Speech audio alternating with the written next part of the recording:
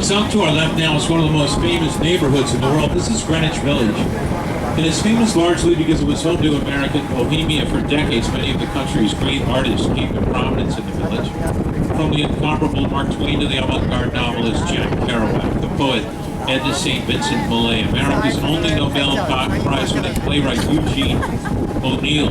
Bob Dylan launched his career in the early 60s in little folk clubs that lined Bleecker Street at the time. It's no longer so much a bohemian center, it's now a very expensive area in which to live, but it's still quite an arts-based community with some of the city's best off-Broadway theater. It's one of the country's great acting schools, HB Studio, on Bank Street in the West Village, that was founded by Udo Hagen. And great jazz clubs including the Village Vanguard.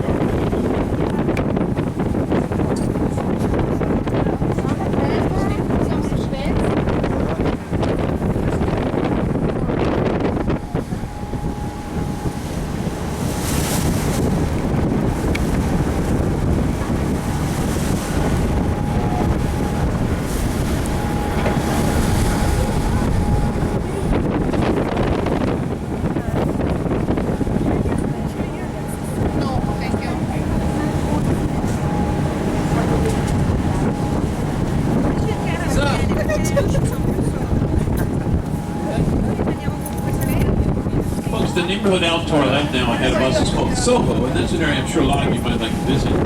By the way, that stands for South Houston, which is where it goes across Manhattan. It's called Houston Street. It looks like Houston, but it's named after a man whose name was pronounced Houston. And Soho stands for the South Houston. And it's a terrific neighborhood that a lot of you might want to go to, but that wasn't always the case. If you come here in the 1960s or early, you wouldn't have gone here because it was a warehouse. Nothing of any interest for a visitor. Eu vou chegar dia 25, 26, você pode comprar o ingresso.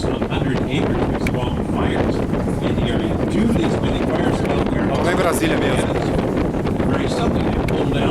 Left their warehouses sitting open, and what transpired is quite interesting. A lot of artists moved into these empty warehouses, and they lived illegally. They were squatters, and so the city tried to get them out. The artists won a landmark legal case and were allowed to stay.